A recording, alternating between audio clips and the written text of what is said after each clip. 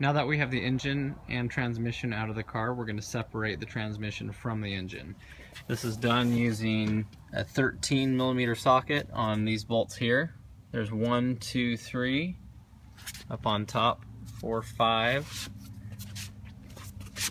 6 starter bolts if you still have the starter on at that point. And then in the front of the transmission, there's a dust shield. I can get a picture of it, show you on the other side. That also has a 13mm bolt, one on each side, and it's just this plate.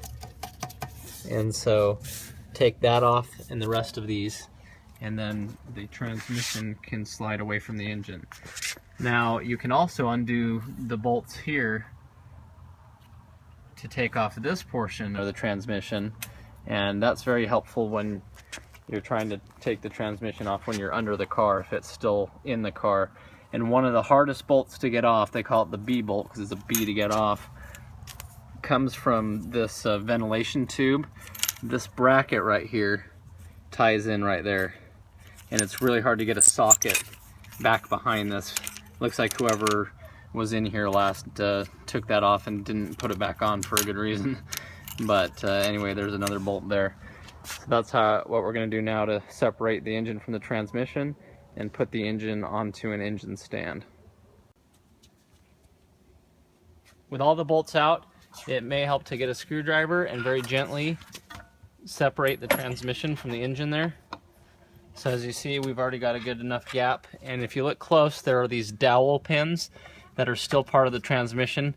They're on the block side actually, and so it's what's holding the transmission on and what you will align the transmission on when you're putting it back on. Now you can see this dust shield is loose, and it's also just hanging on those dowels.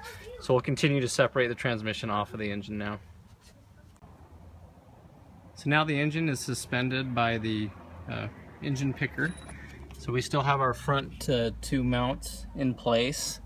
And then what I did here on the back is I came over and used the dust shield bolt. Since it's not very long, it's short enough that I'm using it to put another bracket here in the back. So transmission's out of the way, this bolt goes back into one of those holes. It's a factory bolt, so we're not messing up any threads.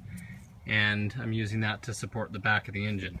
So as the engine now is free floating, I can go around and take off all these clutch bolts that go all the way around. And once we pull that off, we'll take off the clutch plate disc and then the flywheel and the dust shield. So these are 13mm bolts. There's 6 of them. We'll go ahead and take that off and get the pressure plate off. Now we're taking off the pressure plate with the flywheel disc. As you can see, there were some little dowels. If you look here on the flywheel, these are what guide and kind of hold the pressure plate on. So you're going to be lifting the plate off of that.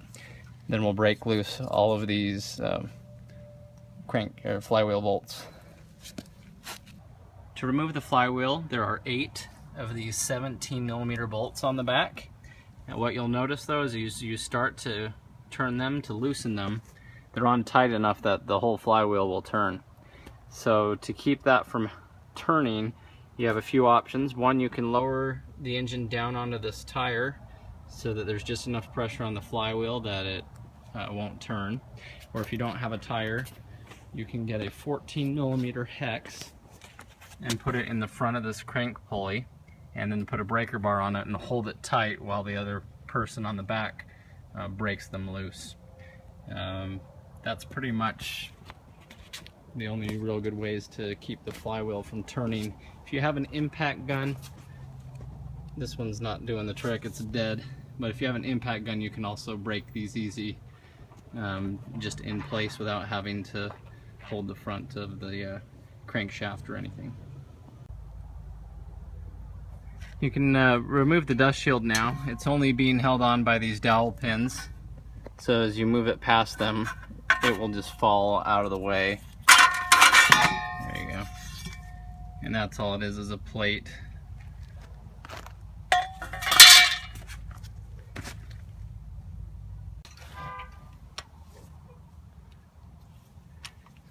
So right now we're just breaking the flywheel bolts loose. So as you can see, we set the flywheel down onto the tire so that we have enough pressure to turn these without the engine just turning over. If you have an impact wrench, impact gun, then you can probably get away with this as well. Or put the 14mm hex in the front of the crank pulley, the lower front pulley, and hold it still while you break these loose. So now that these are broken loose, we're going to lift the engine back up and then remove the bolts entirely and pull the flywheel off. And the flywheel is a little heavy, so be careful. So now we're taking out this last flywheel bolt. Now be very careful because this flywheel is pretty heavy. Might take you by surprise. And this one has a shim on it. So right now we're just pulling the flywheel straight off the engine. Sometimes it takes a few taps. And if you need to, a tiny pry with a breaker bar just to get it loose. And this one's actually a lightweight one, not like the one that fell on my face last time, so this one's really not too bad. But there's the back of the crankshaft, and this is the pilot bearing. And there's pullers that you can put in here to yank it out. You can stuff bread or even a towel or grease in here, and as you compress the pressure inside, it'll pop the pilot bearing out, but we're going to leave that in there for now. Our next step is just going to be putting this on an engine stand, and so we'll basically just be mounting it into these back bolts to hold it onto an engine stand. So now we're ready to put this on the engine stand. So the engine stand is able to roll around, and this is the bracket for it. So what we did is we took the bracket off, loosened these bolts so that we could slide these arms whichever direction they needed to go, and we ended up putting one of the arms here in the top of the block.